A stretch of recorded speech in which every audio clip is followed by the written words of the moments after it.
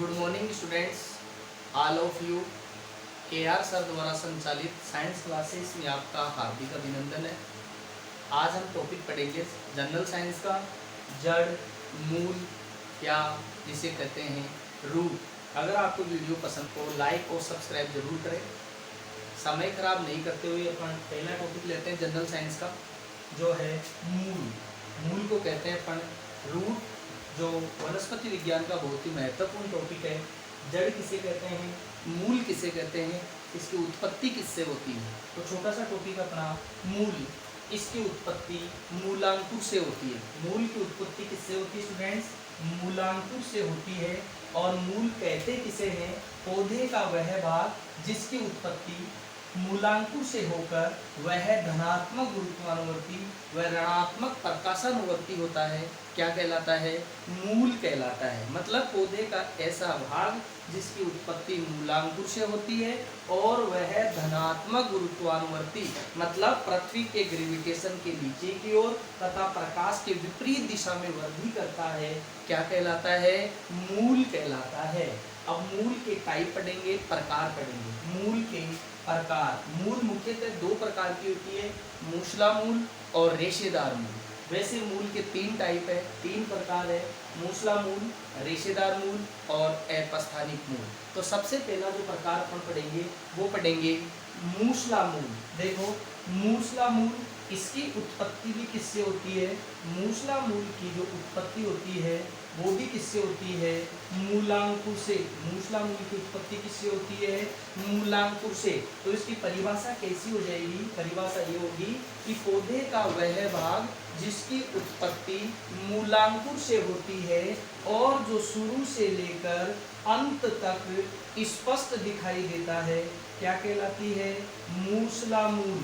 ये वाली जड़ जो मुख्य जड़ होती है वो शुरू से लेकर अंत तक क्या दिखाई देती है? स्पष्ट दिखाई देती है। और इनसे जो जड़ें निकलती हैं इनको प्राथमिक जड़ें कहते हैं। प्राथमिक जड़ों से द्वितीयक जड़ें और द्वितीयक जड़ों से क्या निकलती है?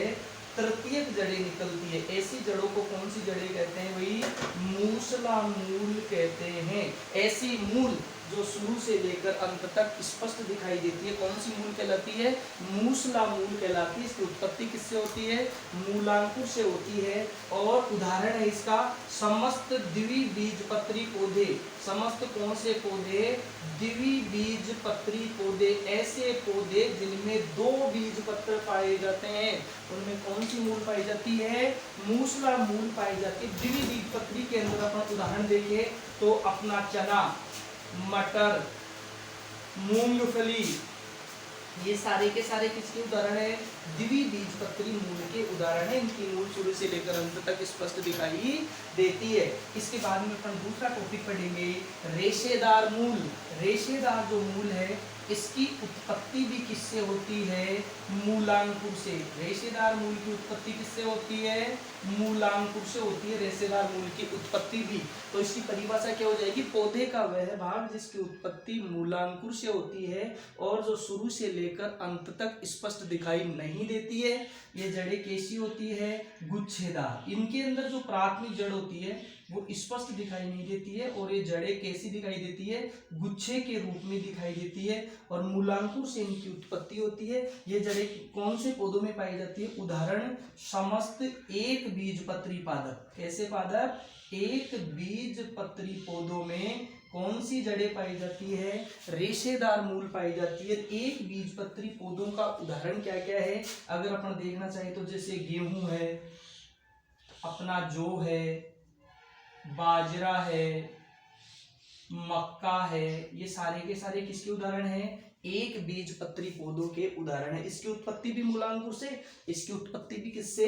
मूलांकुर से। अब अगला टॉपिक अपना अपस्थानिक मूल। अपस्थानिक मूल की उत्पत्ति किससे होती है? अपस्थानिक मूल की उत्पत्ति पौधे के मूलांकुर से न होकर पौधे के किसी अन्य भाग से होती है। किससे? मूलांकुर।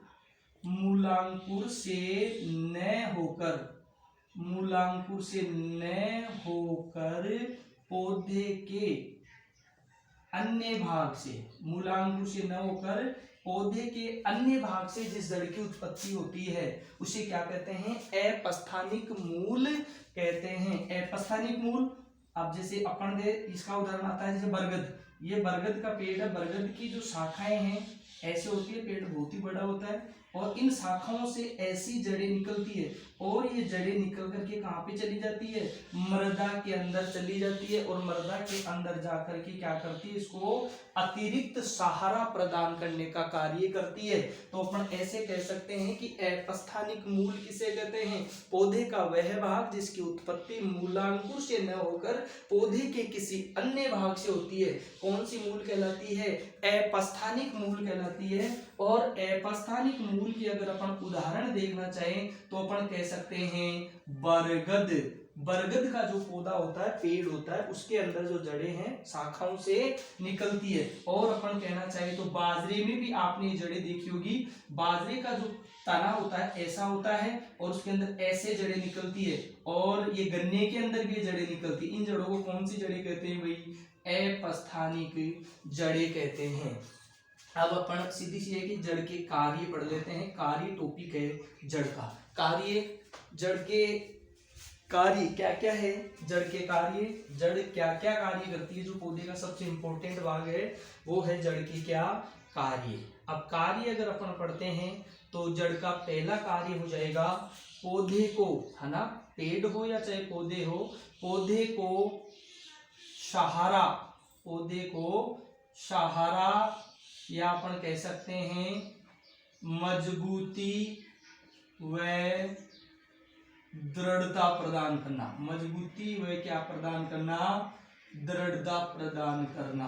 जड़ क्या कार्य करती है? सबसे इंपॉर्टेंट कार्य जड़ का पौधे को सहारा प्रदान करती है, मजबूती प्रदान करती है या दृढ़ता प्रदान करती है। पौधे को जमीन से सीधा रखने का कार्य कौन करती है?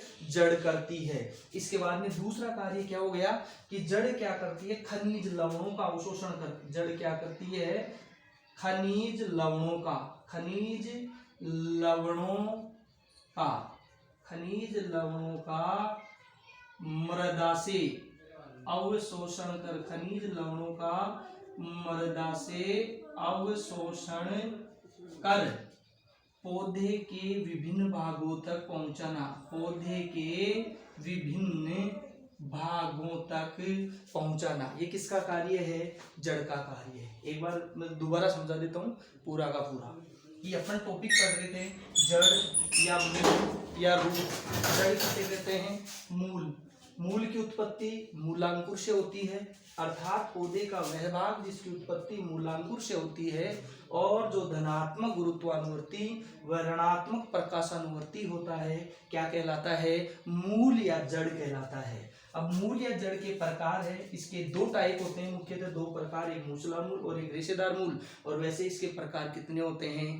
3, जिसमें पहला पढ़ेंगे अपन मूसला मूल। मूसला मूल देखो नाम से समझ में आ रहा है, जिसकी आकृति मूसल के जैसी हो, मोटी हो, शुरू से लेकर अंत तक स्पष्ट दिखाई देती हो। उत्पत्ति, इसकी उत्पत्ति मूलांकुर से, पौधे का वह भाग जिसकी उत्पत्ति मूलांकुर से होती है और जो शुरू से लेकर अंत तक स्पष्ट दिखाई देती है क्या कहलाती है? मूसला मूल कहलाती है। और ये समस्त द्विबीजपत्री पादपों में पाई जाती है। द्विबीजपत्री पादपों के उदाहरण जैसे चना है, मटर है, गंवार है, मूंगफली है आदि। इसके बाद में है रेशेदार मूल। रेशेदार मूल की उत्पत्ति भी किससे होती है? मूलांकुर से। तो परिभाषा, पौधे का वह भाग जिसकी उत्पत्ति मूलांकुर से होती है तथा जो शुरू से लेकर अंत तक क्या नहीं देता है? स्पष्ट दिखाई नहीं देता है। ये जड़ें गुच्छेदार होती है और कम गहराई तक जाती है और समस्त पौधे के एक बीजपत्री जो पौधे हैं उन सभी में ये जड़ें पाई जाती है।